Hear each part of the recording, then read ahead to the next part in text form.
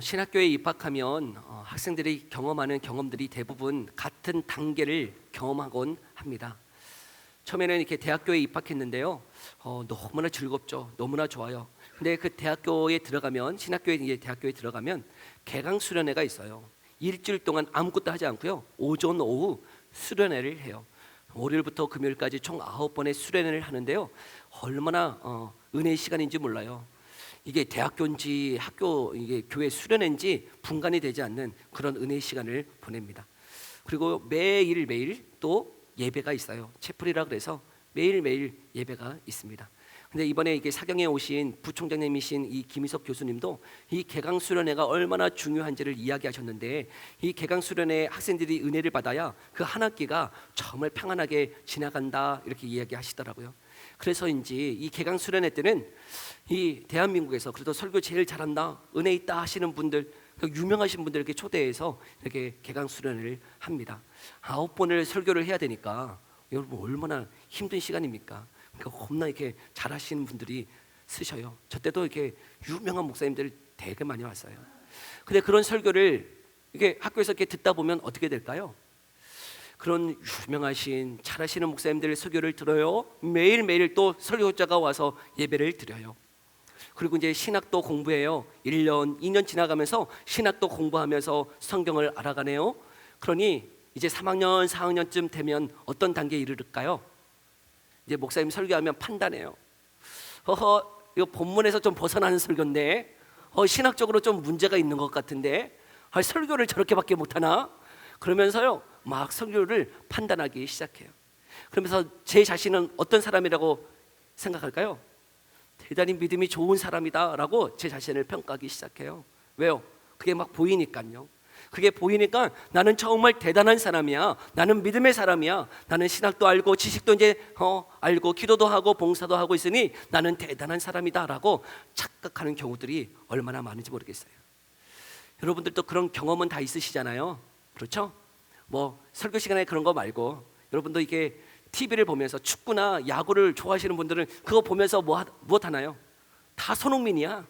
막 보면서요, 그거 패스를 이렇게 해야지 막 하면서요, 야구는 이렇게 해야지 하면서요, 다 손흥민이고 다 류현진이에요. 여러분 말로는 다예요. 여기서 앉아서 시청하면서요, 시청자가요 모든 걸 다 판단하죠. 똑같아요. 여러분 정말 믿음이 강하다는 것, 믿음의 성숙이 있다는 것이 도대체 무엇일까요? 앉아서 여러분 판단을 잘하면 여러분 우리가 믿음이 성장한 것입니까? 지식이 조금 있으면, 그리고 그 설교를 내가 잘 판단할 수 있으면 그것이 정말 믿음의 성숙함일까요?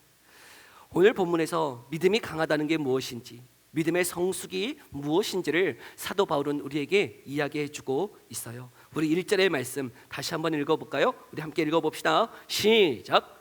믿음이 강한 우리는 마땅히 믿음이 약한 자의 약점을 담당하고 자기를 기쁘게 하지 아니할 것이라. 아멘. 믿음이 강한 자, 믿음의 성숙함이 있는 자, 그 자는 어떤 자라고 먼저 말씀하고 있습니까? 믿음이 약한 자의 약점을 무엇하라고요? 담당한다라고 말씀하고 있어요. 여기 담당한다라고 하는 단어의 뜻은 무엇이냐면요, 그 약함을 같이 짊어진다는 거예요. 그 약함을 정죄하거나 판단하기 이전에 믿음이 강한 자, 믿음의 성숙한 자는 어떤 자라고요? 그 약함을 어떻게 하는 거예요? 함께 짊어지는 자가 정말 강한 자다라고 말씀하고 있네요. 군대에서 이렇게 행군을 하다 보면 그 뒤에 처져지는 이렇게 체력이 약한 사람이 있어요. 군대 가는 두 친구가 있는데, 군대 가면 이게 행군하잖아요. 여러분 그 짐을 지고 총을 들고 완전 무장을 하고 행군을 하면 이렇게 체력이 약한 사람은 뒤로 이렇게 막 쳐져요. 그런데 그 가운데서 체력이 강한 친구들이 있어요. 여러분 정말 체력이 강한 사람, 여러분 강한 사람은 약한 자를 어떻게 하죠? 정죄하는 사람이 아니에요. 야 그것도 못해? 야 빨리 와! 라고 이야기하는 사람이 강한 사람이 아니고 어떤 사람이에요? 그 약한 자의 그 짐을 함께 짊어주는 거예요. 총 이리 줘, 야 가방 이리 줘 하고 그것을 함께 짊어지는 사람이 어떤 사람이에요? 강한 사람이죠. 저는 체력이 약하기 때문에 야 이리 줘 라고 말은 못해요. 너 열심히 힘내 이런 말도 못해요. 내가 짊어지지 못하니까. 그냥 저도 묵묵히 그냥 앞만 보고 걸어갈 뿐이에요. 근데 정말 강한 사람은, 정말 체력이 좋은 사람은 어떻게 하는 거죠? 그것을 짊어지는 사람이에요. 믿음의 강함, 믿음의 성숙함은 무엇입니까? 힘내라, 야 이렇게 해야지, 이렇게 판단하는 자, 정죄하는 자가 아니고, 믿음이 정말 성숙한 자, 강한 자는 어떤 자라고 이야기하고 있나요? 그 약함을 어떻게 한다고요? 함께 짊어지는 자라고 말씀하고 있네요. 여러분, 짊어진다, 그 약함을 함께 짊어진다는 것이 구체적으로 무엇일까? 이어서 이야기하고 있어요. 자기를 기쁘게 하지 아니한다는 거예요. 자기를 기쁘게 하지 아니한다? 도대체 무슨 말씀일까요? 2절의 말씀에 이렇게 이야기하고 있는데요, 우리 함께 읽어볼까요? 2절 말씀 함께 읽어봅니다. 시작. 이웃을 기쁘게 하되 선을 이루고 덕을 세우도록 할지니라.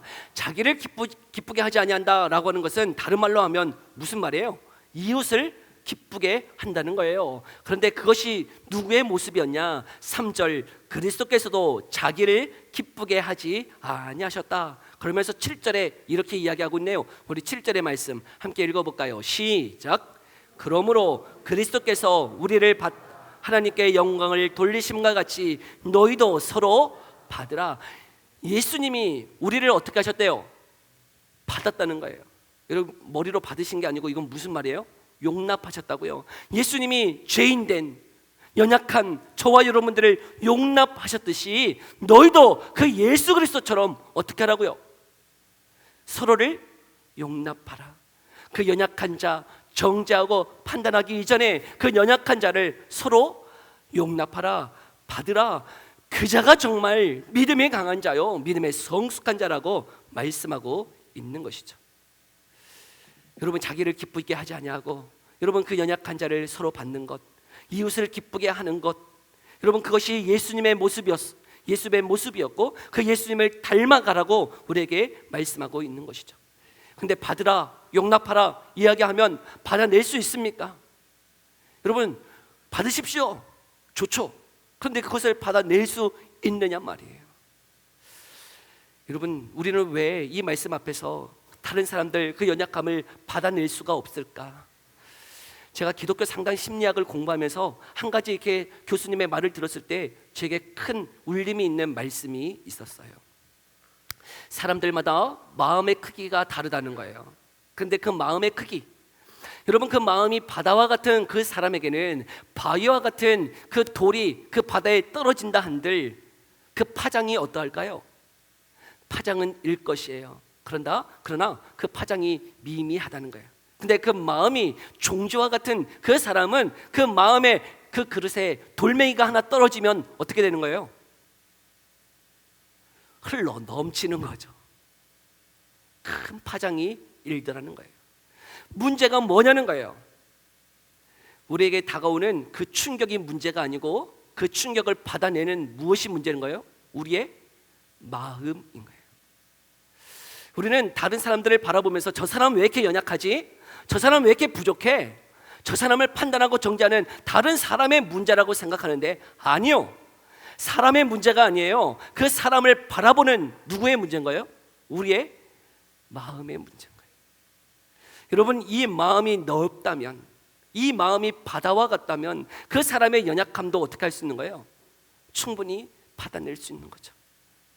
여러분, 부부가 왜 싸울까요? 왜 싸울까요? 여러분, 약해서 싸우는 거예요. 약해서. 여러분, 한쪽이 나 힘들어 그랬는데 다른 한쪽이 그것을 받아낸다면 싸움이 일어나나요? 근데 한쪽이 나 힘들어 그런데 너만 힘들어? 나도 힘들어. 나도 힘든데 너 왜 그래? 그러면 어떻게 되는 거예요? 싸움이 있는 것이죠. 우리가 자주 싸운다, 그것은 어떤 증거냐면 우리가 서로 약하다 생각하면 될 것이에요. 우리가 서로 약해서 싸우는구나. 그런데 여러분, 우리의 마음이 넓어진다면, 우리의 마음이 커진다면, 그 마음의 다른 사람의 그 약함을 받아낼 수 있는 바다와 같은 마음이 있다면 여러분, 그 연약한 자 충분히 받아낼 수 있다는 것이죠. 마음의 문제예요. 여러분, 그 마음의 문제를 우리는 어떻게 해결한다고요? 성령께서 우리의 마음을 넓혀주신 줄 믿어요. 여러분, 그것은 내가 결단한다고, 내가 결심한다고 마음이 넓어지는 게 아니더라고요. 여러분, 주님 앞에 하나님, 이 연약한 자, 정말 하나님 내가 받기를 원하는데 내 마음이 용납이 안 돼요. 하나님, 이 마음의 문제를 해결해 주세요 라고 이 문제를 가지고 주님 앞에 나와 기도한다면 우리의 이 마음의 문제를 하나님이 다루어내시는 줄 믿습니다. 성령께서 다루시는 게 무엇이라고요? 우리의 마음이라고요. 마음, 이 중심. 근데 그 문제를 가지고 여러분 주님 앞에 나와 기도해 보십시오. 성령 하나님이 우리의 이 마음의 문제를 다루어내시고 우리 안에 있는 이 마음을 넓혀서 그 사람을 용납할 수 있는 은혜 허락해 주실 줄 믿습니다. 예수님이 바로 이와 같은 삶을 사셨다는 것이죠. 여러분, 우리가 정말 믿음의 강함, 믿음의 그 성숙, 그것은 다른 게 아니에요. 그 예수님을 닮아가는 그 성화의 삶을 통해서 우리의 믿음이 자라나는 줄, 성숙해 가는 줄, 강해지는 줄 믿습니다. 그 예수님이 어떤 말씀을 하십니까? 마태복음 20장 28절에 이렇게 말씀하고 있네요. 우리 함께 읽어볼까요? 시작. 인자가 온 것은 섬김을 받으려 함이 아니라 도리어 섬기려 하고 자기 목숨을 많은 사람의 대속물로 주려 함이니라. 그 예수님의 모습을 본받아 저와 여러분들이 그 연약한 자를 위하여 우리가 받아내고 용납하고 함께 짐을 짊어지는 그런 성숙한 자 되어지기를 간절히 소망합니다. 두 번째, 누가 믿음의 성숙함과 그 믿음의 강함이 있는 자인가? 우리 5절의 말씀인데요, 함께 읽어볼까요? 함께 읽어봅시다. 시작. 이제 인내와 위로의 하나님이 너희로 그리스도 예수를 본받아 서로 뜻이 같게 하여 주사. 예수 그리스도를 본받아 어떻게 하라고요? 서로 뜻이 같도록 한 마음이 되도록 하라라고 말씀하고 있네요. 여러분, 부부간에도 한 마음 갖는 것이 쉽습니까? 여러분, 이게 뭐 밥을 먹더라도 이 메뉴 정하는 게 쉬우세요? 성격이 다르고 기질이 다르고 성향이 달라서 여러분 부부간에도 여러분 이 메뉴 정하는 것도 힘든데 서로 또 몸의 온도가 달라서 한 입을 덮고 자는 것도 힘든데 여러분 이 교회 안에서 여러분 한 마음 한 뜻 그리스도 예수 안에서 한 마음을 갖는다, 한 뜻이 갖는다, 쉬운 일입니까? 결코 쉽지 않은 일이에요. 그렇기 때문에 지금 누구를 본받으라고 말씀하고 있어요? 예수 그리스도를 본받으라. 근데 그 예수 그리스도가 가지고 계신 두 가지의 성품을 지금 이야기하고 있네요. 어떤 성품입니까? 인내와 위로의 하나님. 그 인내와 위로, 여러분 그것이 우리의 뜻을 하나 되게 하신다라고 말씀하고 있는 것이죠. 여러분, 우리의 믿음의 성숙, 믿음의 자라남을 통해서 이 인내와 위로가 우리 가운데 넘쳐나기를 소망해요. 인내, 여러분 그 인내는 무엇입니까? 기다림이에요. 끝까지 기다려 주는 것이죠. 여러분, AD 400년경에 위대한 신학자 한 분이 계세요. 성 어거스틴이라고 불려지는 위대한 신학자가 계시네요. 근데 그분은 어떤 인생을 살았냐면 이 청소년 시기에 가출을 일삼았던 여러분 방황의 인물이었어요. 또 그 어거스틴은 방탕의 그 삶도 살았어요. 또 이단에도 빠졌어요. 마니교라는 이단을 신뢰하며 믿기도 했어요. 또 사생아를 낳기도 했어요. 정말 그 인생이 얼마나 험악한 인생을 살았는지 여러분 모르겠어요. 근데 그 아들 어거스틴을 위해서 기도하는 어머니 모니카가 있었어요. 여러분, 이 모니카는 그 아들 16년의 세월 동안요 그 아들을 위해서 기다리며 기도했던 인물이에요. 여러분의 아들이 가출하고 방황하고 방탕한 인생을 살아요. 교회도 안 나와요. 이단에 빠졌어요. 저 신천지에 빠졌어요. 그럼 여러분 기다릴 수 있어요? 주님을 바라보고 기도할 수 있나요? 그런데 이 모니카는요 16년 동안을 그 아들을 위해서 무엇했대요? 기도했어요. 어떻게 인내할 수 있나요? 우리는 인내라고 할 때 그 어떤 다른 사람이 가지고 있는 어떤 기질, 성품, 어떤 될 만한 떡잎이 있어야 우리가 기다리는 것 아닙니까? 라고 생각할지 모르겠어요. 근데 그 인내는 다른 사람에게 있는 게 아니에요. 그 사람에게 무슨 조건이 있어야 우리가 인내할 수 있는 게 아니에요. 여러분, 우리의 인내의 조건은 무엇입니까? 하나님의 은혜가 그 영혼 가운데 있다면, 하나님의 은혜가 저 영혼 가운데 임하여 준다면 반드시 변화될 것을 알기에 우리는 인내할 수 있더라는 것이죠. 모니카는 그 하나님의 능력을 믿었어요. 어거스틴의 어떤 자격이나 탁월함을 믿었던 게 아니고, 여러분 그 하나님이 그 어거스틴을 만나 주신다면 이 어거스틴도 변화될 것을 믿었기에 16년을 주님 앞에 기도했어요. 그리고 그 어거스틴이 32살이 되었을 때에 그 꿈 가운데 하나님의 부르심을 받았어요. 여러분 꿈 가운데 하나님의 부르심을 받고요, 그가 회심하고 주님 앞에 나왔어요. 그리고 위대한 신학자가 되었어요. 그러면서 그 어거스틴이 쓴 고백록에 이런 고백을 적어놨어요. 내가 하나님을 떠나 살았을 때 어머니는 나를 끝까지 기다려 주었다. 그 기다림 속에서 나는 하나님의 사랑을 깨닫고 돌아올 수 있었다. 여러분 이 어거스틴이 돌아올 때 어머니도 없고 아무도 기다려주지 않았다면 그 변화가 한숨의 안개로 끝났지도 몰랐겠어요. 그러나 그가 돌아왔을 때 누가 안아준 거예요? 엄마가 안아준 거죠. 너 돌아올 줄 알았어. 하나님이 너를 변화시켜 줄 줄 알았어. 나는 너를 포기하지 않았어. 넌 정말 하나님의 은혜의 사람이 될 거야. 여러분 그 인내가, 그 기다림이 우리 자녀를 변화시켜 주는 줄 믿습니다. 여러분의 그 기다림의 그 말, 포기하지 않는 그 말, 여러분 성령님의 그 한마디, 그 말이 학생을 변화시키고요, 우리 자녀를 변화시켜 주는 줄 믿습니다.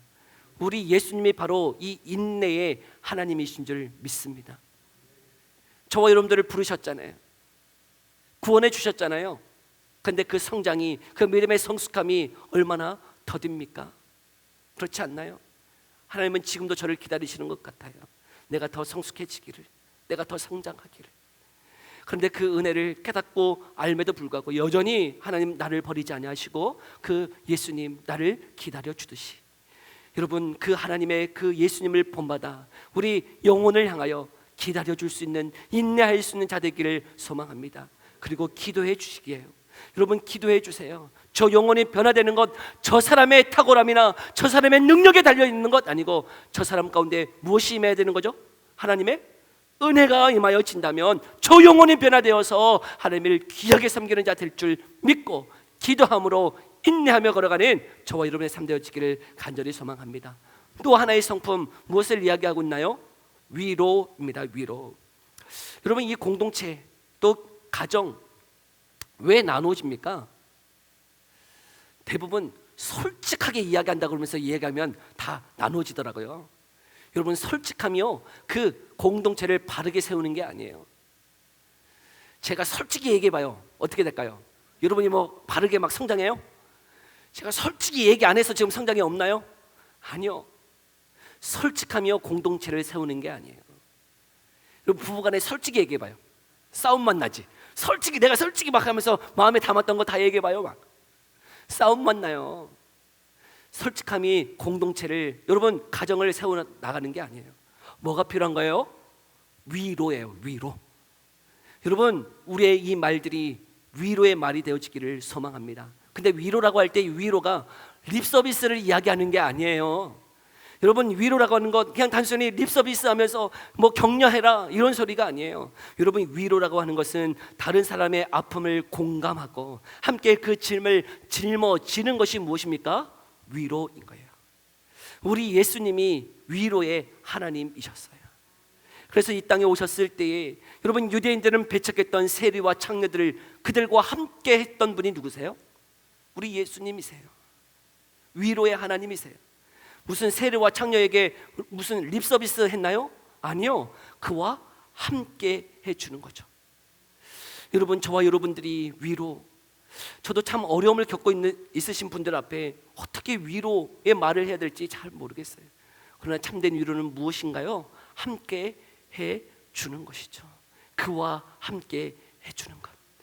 여러분 이 공동체 우리가 어떻게 한뜻 한 마음으로 기질도 다르고 성향도 다르고 배경이 다 다른 우리들이 어떻게 하나 되어서 한 공동체로 나아갈 수 있습니까?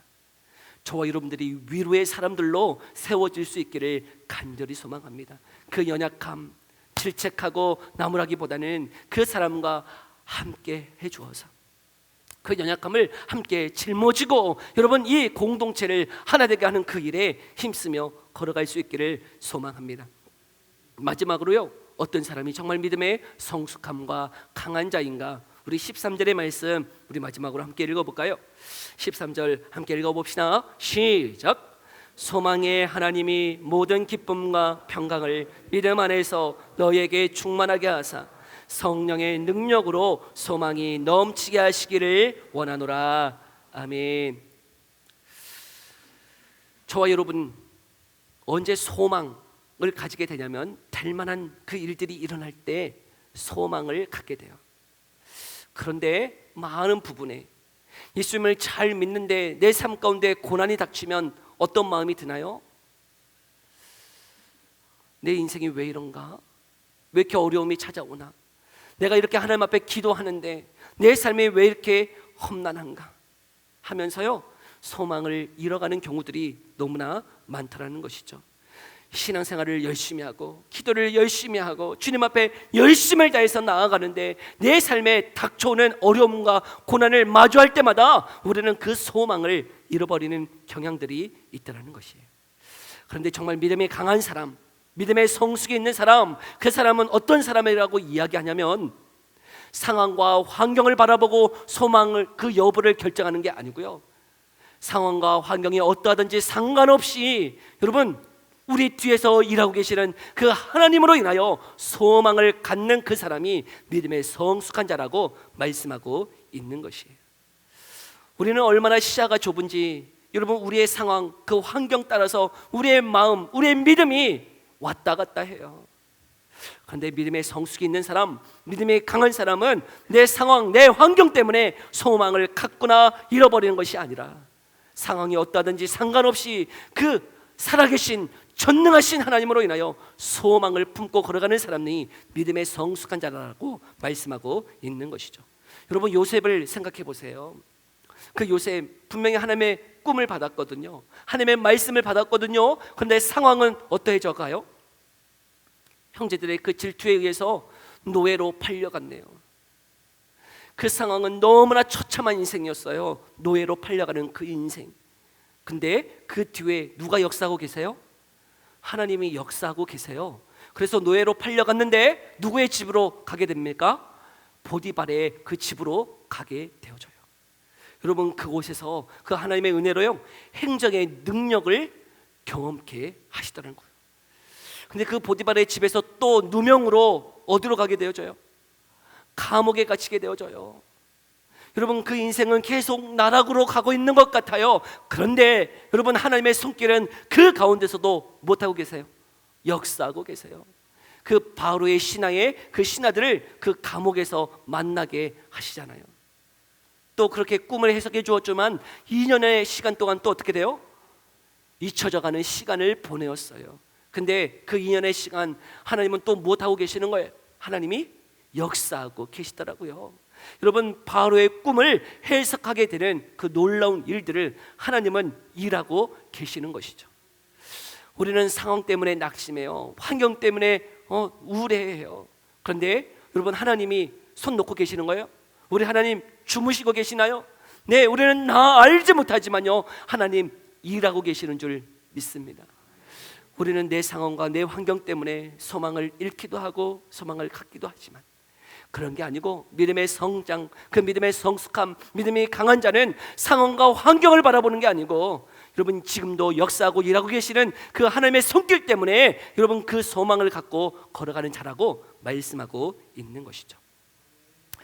엘리사도요 어떤 일을 경험하게 되냐면 그 도단성에 이 아람의 군대가 이 엘리사를 잡아 죽이기 위해 그 도단성을 에워쌌어요.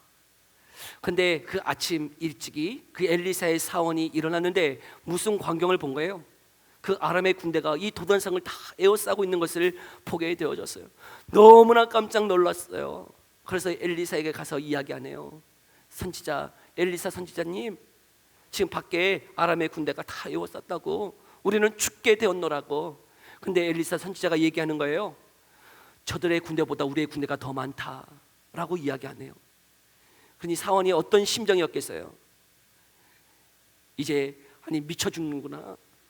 저 사람이 저 아람의 군대에 붙잡혀 죽기 이전에 미쳐서 죽는가 보다 생각했어요.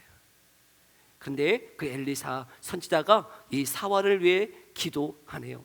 우리 열왕기하 6장 17절인데요, 함께 읽어볼까요? 함께 읽어봅니다. 시작. 기도하여 이르되 여호와여 원하건대 그의 눈을 열어서 보게 하옵소서 하니 여호와께서 그 청년의 눈을 여심해 그가 보니 불말과 불병거가 산에 가득하여 엘리사를 둘렀더라. 아멘. 믿음의 눈을 열고 보니 아람의 군대보다 더 많은 군대, 하나님의 군대, 그 불말과 불병거가 그 산에 가득한 것을 보았어요. 저 안에 사는 성도 여러분, 여러분의 믿음의 성장, 믿음의 자라남, 믿음의 그 강함이 있으십니까? 여러분, 믿음의 자라남, 믿음의 성숙, 믿음의 강함이라고 하는 게 무엇입니까?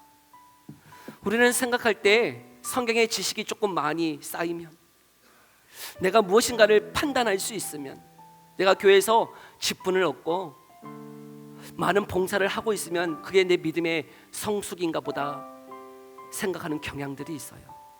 그런데 믿음의 강함은, 믿음의 성숙은 그런 게 아니래요. 여러분, 믿음의 성숙이 무엇입니까? 다른 약한 자의 그 짐을 짊어지는 거예요. 그 예수 그리스도의 그 인내와 위로를 통해서 한마음 되기 위해서 힘쓰는 자라고 말씀하고 있어요. 또한 내 상황과 환경을 바라보지 아니하고 그 살아계신 하나님을 통해서 믿음의 눈을 열고 그 소망을 잃지 않고 걸어가는 것이 믿음의 강함이라고 말씀하고 있네요. 여러분, 그 예수 그리스도 바라보시면서 우리의 그 믿음이 한 단계 성숙하며 자라나는 인생 되기를 소망해요. 예수 그리스도를 바라보십시오. 그 주님을 바라보십시오.